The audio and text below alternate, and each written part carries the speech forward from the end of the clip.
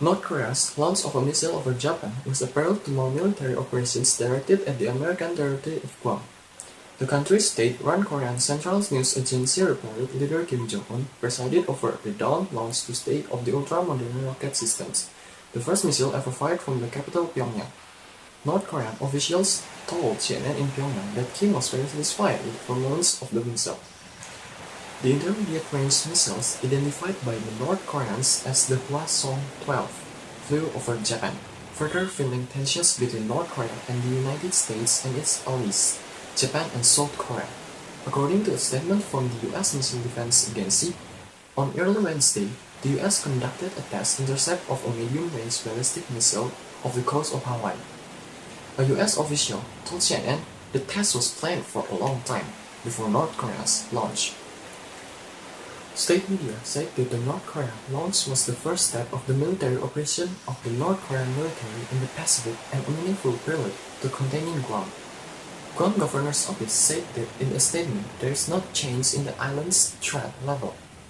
George Corvallis, Guam Homeland Security Advisor, said that they had known, based on the North Korea events in the previous years, that with the joint exercise between the US, South Korea, and its allies, they could expect rhetoric and activity in North Korea.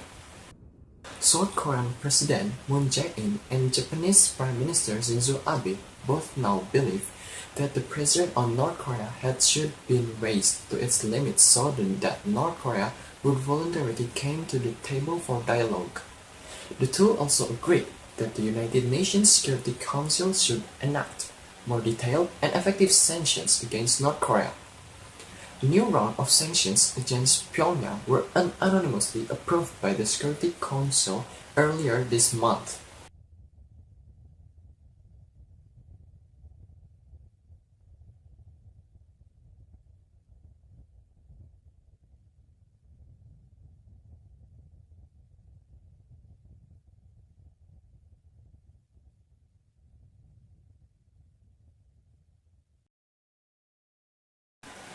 Guam has long been a focal point of North Korea's anger against the US and its own a target of North Korean saber rattling. One is Anderson Air Force Base, from which the US has been staging B-1 bomber flights over the Korean peninsula, often in response to North Korea's missile tests. The US flew bombers over North Korea following Pyongyang's two successful tests of intercontinental ballistic missiles in July.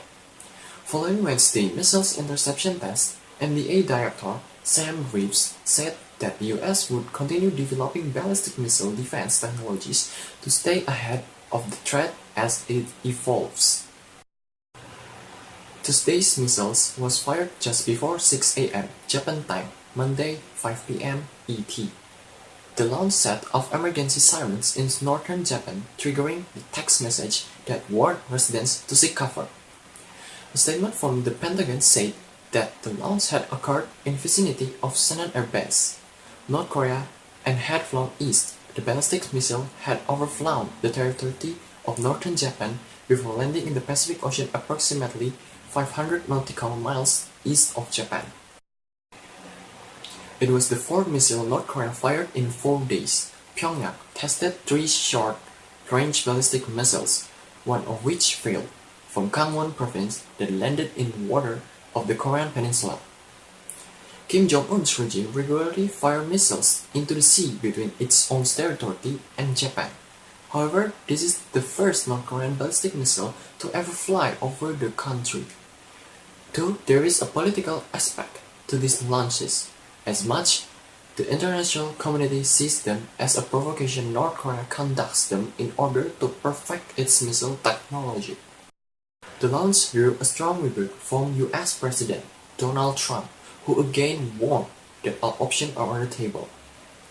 Trump said that the world had received North Korea's latest message loud and clear. This regime had signaled its contempt for its neighbors, for all members of the United Nations, and for minimum standards of acceptable international behavior. Threatening and destabilizing actions only increased the North Korean regime's isolations in the region and among all nations of the world. All options are on the table.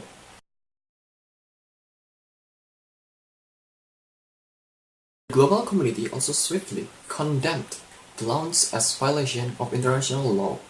The United Nations Security Council demanded North Korea stop further missile launches, strongly condemning the country's outrageous action.